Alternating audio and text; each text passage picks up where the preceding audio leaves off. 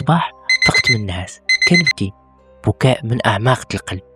كنبكي بنفس الطريقة اللي كنت كنبكي فيها مني كان في عمري 5 سنين، وكنبكي وكنتمنى نرجع لديك الوقت تاني.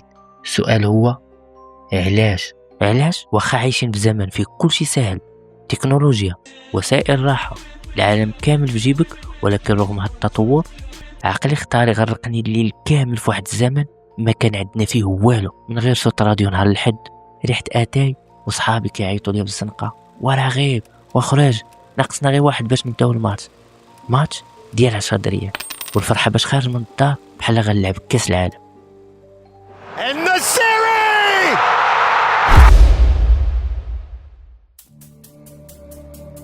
واش هاد الحنين حيت داك الوقت كان مثالي؟ واش حيت كنا صغار وما هزينش الهم؟ ولا حيت جيل التسعينات ولا اي جيل كيظن باللي عاش احسن فتره؟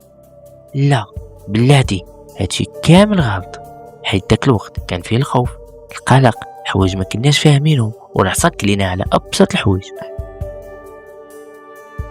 كاين واحد السبب اخر، سبب بيولوجي ونفسي خطير بزاف وكيتحكم في دماغنا، هو اللي كيخلينا ديما نحسو بلي شي جزء منا بقى تما. من داك الصباح هاد الاحساس ما بغاش يطلق مني. من بعد بحث طويل في كتب علم النفس ودراسات الدماغ البشري نايرو ساينس قررت نفهم علاش الانسان كيحن للماضي بهاد القوه. في هاد الفيديو غادي يكتشفوا السر اللي كيخلي دماغنا يمسح الذكريات الخايبه ويخلي غير الزوينه في واحد الظاهره علميه كتسمى الاسترجاع الوردي او روزي ريستروسبكشن.